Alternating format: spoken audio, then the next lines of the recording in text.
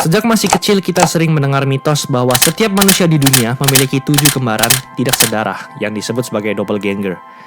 Meski mitos tersebut banyak diragukan, menurut BBC, dari 8 miliar manusia di dunia ternyata terdapat peluang 1:135, di mana wajah kita mirip dengan orang lain. Dengan kemungkinan sekecil itu, sepertinya sulit ya untuk bertemu seseorang yang memiliki wajah mirip dengan kita, untuk bertemu dengan sosok yang disebut sebagai doppelganger tersebut. Namun ternyata hal ini tak berlaku untuk seorang pemuda bernama Bobby Shafran yang tidak hanya berhasil bertemu dengan satu, namun bertemu 2 kembarannya sekaligus. Kisah ini bermula pada 1980. Pada hari pertama, Bobby memasuki kuliah di Sullivan Community College di New York. Setibanya di sana, dirinya langsung disambut oleh seseorang yang tak dikenal. Orang asing itu menyambut Bobby dengan sangat hangat seakan-akan mereka merupakan teman lama. Namun bagian paling anehnya, orang asing itu memanggilnya dengan nama Eddie. Gak cuma itu, Bobby juga bertemu dengan beberapa perempuan yang secara tiba-tiba memeluknya dan bahkan menciumnya. Bobby yang bingung, kaget dan heran tentang apa yang terjadi pada hari pertamanya itu, akhirnya mendapat penjelasan dari seorang teman bernama Michael Domnitz, yang ternyata juga merupakan teman baik dari Eddie Galan. Orang-orang itu ternyata salah menganggap Bobby sebagai Eddie, seorang mahasiswa yang masuk di tahun sebelumnya. Bobby yang bingung kenapa bisa ada seseorang yang sangat mirip dengannya, kemudian mendapati kalau ternyata Eddie merupakan saudara kembarnya yang telah terpisah sejak lahir. Bersama dengan Michael, ia kemudian memutuskan untuk mendatangi rumah Eddie di Long Island. Mereka akhirnya bertemu kembali untuk yang pertama kalinya setelah terpisah selama 19 tahun. Muka yang identik, postur tubuh yang serupa, model rambut yang persis, dan bahkan tanggal lahir yang sama, 12 Juli 1961, membuat mereka bingung dan terkejut. Mereka bahkan menghabiskan sampai beberapa menit untuk memandangi satu sama lain. Aku manggil orang yang namanya sama kayak aku aja udah merasa aneh gitu loh. Apalagi ketemu sama orang yang wajahnya sama, rambutnya sama. Iya. Latar belakangnya sama ternyata. Apalagi namamu kan nggak terlalu umum ya. Iya. Telepon. Kalau Kevin ini, aduh udahlah pasaran nggak apa-apa.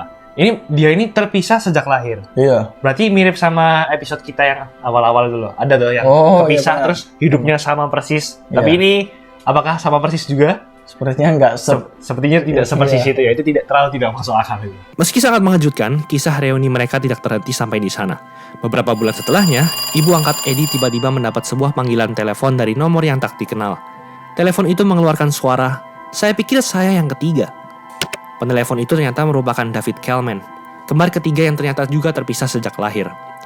Kisah pertemuan Bobby dan Eddie ternyata menarik perhatian banyak media lokal untuk meliputnya. Wajah Bobby dan Eddie kemudian muncul di berbagai headline berita lokal dan hal itu menarik perhatian David yang secara kebetulan juga membacanya. David merupakan seorang murid di Queens College di New York. Setelah membaca koran yang memberitakan 2 pasangan kembar yang wajahnya mirip dengan dirinya, ia memutuskan untuk menghubungi orang tua angkat Eddie agar dapat bertemu dengan 2 kembarannya itu. Mereka bertiga kemudian bertemu secara komplit untuk yang pertama kalinya. Setelah berbincang-bincang, mereka menyadari kalau kemiripan mereka tidak hanya di fisik saja. Mereka merokok jenis rokok yang sama, menyukai pegulat yang sama, dan memiliki tipe wanita yang serupa.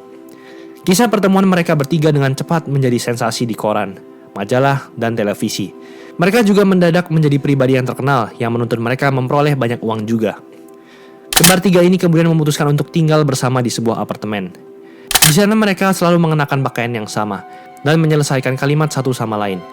Mereka juga membuka sebuah restoran yang mereka namai Triplets. Ya, jadi moral dari cerita barusan ini, kejadian yang tidak mengenakan, terpisah dari keluarga itu ternyata bisa membawa rezeki.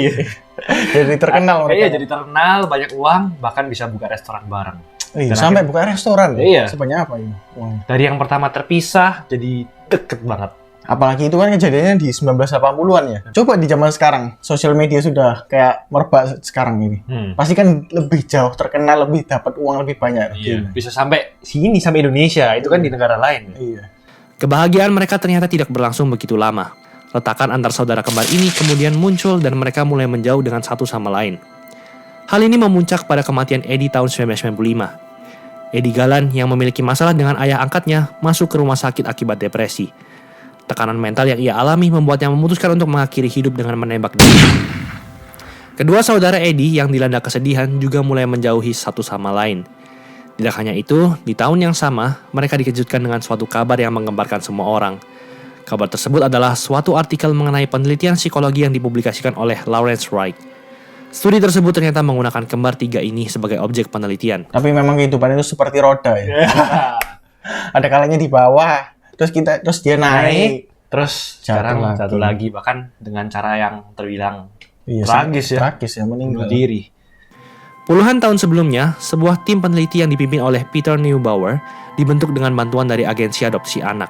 Mereka memisahkan kembar tiga, David, Bobby, dan Eddie, dan mengaturnya agar mereka diadopsi oleh orang tua dengan latar belakang sosial dan ekonomi yang berbeda.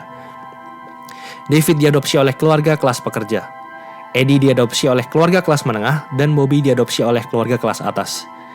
Para peneliti ini juga menyembunyikan penelitian mereka kepada para keluarga adopsi, dan mereka semua baru tahu setelah penelitian ini dipublikasikan ke publik pada 1995. Dalam usaha mengetahui hubungan antara sifat bawaan lahir dan pengaruh lingkungan, mereka secara tega menggunakan bayi-bayi tak berdosa dalam penelitian mereka. Ini kalau aku jadi David sama Bobby ya, yang meninggal oleh Eddie, aku marah semarah-marahnya. Tak tuntut itu yang bikin penelitian tuh. Tapi terkadang memang peneliti itu gila-gila ya. Dan itu berarti berapa tahun ya? Dari 1961 kan mereka bertiga lahir sampai 1995 baru terungkap. Berarti berapa? 35 tahun, 34 tahun. Meneliti selama itu dan tega juga ya. Pakai anak bayi yang nggak ngerti apa-apa. Aku kira nggak ada loh yang kan pernah kita bikin kan yang tentang penelitian ilmuwan tergila itu. Salah satunya kan memisahkan bayi monyet. Tapi kan ya monyet lah. Masih hewan. Ini ternyata ada loh manusia yang dipisahin. Tega banget. Kisah kembar ini kemudian diceritakan kembali melalui sebuah film dokumenter berjudul Three Identical Twins yang dirilis pada 2018 lalu.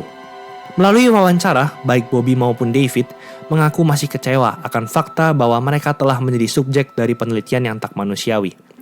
Setelah 60 tahun berlalu pun, hasil dari penelitian secara menyeluruh yang dilakukan oleh Neubauer tidak pernah diungkapkan ke publik.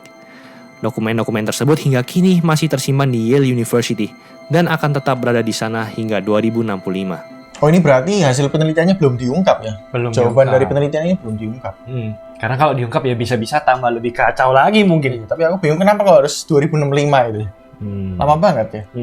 Tapi aku jadi penasaran, Fon. Sekarang kabarnya si peneliti ini, Peter Neubauer ini, sekarang itu gimana? Kalau yang aku baca ya, barusan itu dia sudah meninggal pada 2004. Oh, udah meninggal. Oke. Tapi apakah pernah ada riwayat mungkin di penjara? Penjara itu ya, karena kelakuannya itu. Kalau yang aku baca sih enggak sih ya. Enggak ya? Dia cuma kayak minta maaf itu. Terus kayak ngasih kompensasi gitulah, segala macam lah. Tapi menurutmu mungkin nggak gini? Kan dia ini udah tega melakukan penelitian yang seperti ini. Iya. Mungkin aja ada penelitian lain yang juga mengerikan yang dia lakukan. Mungkin aja, Kak. Dia sudah bisa setega itu loh. Apalagi sama yang lain. Ya guys, itu aja ulasan kita mengenai episode kali ini. Menurut kalian gimana guys tentang penelitian kali ini? Dan kalau kalian ada syarat mengenai topik selanjutnya buat kita bawakan, kalian bisa tulis di komen di bawah. Oke, see you on another episode of Sub Story.